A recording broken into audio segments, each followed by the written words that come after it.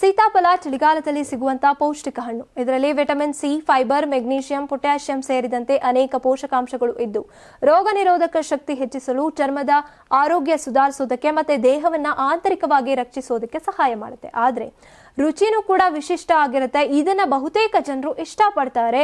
ಆಯುರ್ವೇದದಲ್ಲೂ ಕೂಡ ಇದರ ಎಲೆ, ತೊಗಟೆ, ಬೀಜ, ತಿರುಳನ್ನ ಔಷಧೀಯವಾಗಿ ಬಳಸಲಾಗುತ್ತೆ. ಆದ್ರೆ ಈ ಎಲ್ಲಾ ಲಾಭಗಳ ನಡುವೆಯೂ ಕೂಡ ಸೀತಾಫಲದ ಸೇವನೆಗೆ ಕೆಲವು ಎಚ್ಚರಿಕೆಗಳು ಅಗತ್ಯ ಇದೆ. ಸೀತಾಫಲವನ್ನ ಎಲ್ಲರೂ ಸೇವಿಸಬಾರದು. ಅಲರ್ಜಿ ಇರುವವರು ಇದನ್ನ ತಿಂದ್ರೆ ವಾಂತಿ, ಕಿರಿಕಿರಿ, ತ್ವಚೆಯಲ್ಲಿನ ರುಚುಮುಚು ಅಥವಾ ಅಜೀರ್ಣ ಉಂಟಾಗಬಹುದು.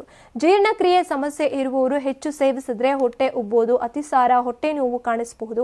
ಇದಲ್ಲದೆ ಈ ಹಣ್ಣಿನ ಬೀಜಗಳು ವಿಷಕಾರಿ ಅಂಶಗಳನ್ನ ಹೊಂದಿರೋದ್ರಿಂದ ಅವನ್ನ ನುಂಗದಂತೆ ಎಚ್ಚರಿಕೆಯಿಂದ ತಿನ್ನೋದು ಬಹಳ ಮುಖ್ಯ.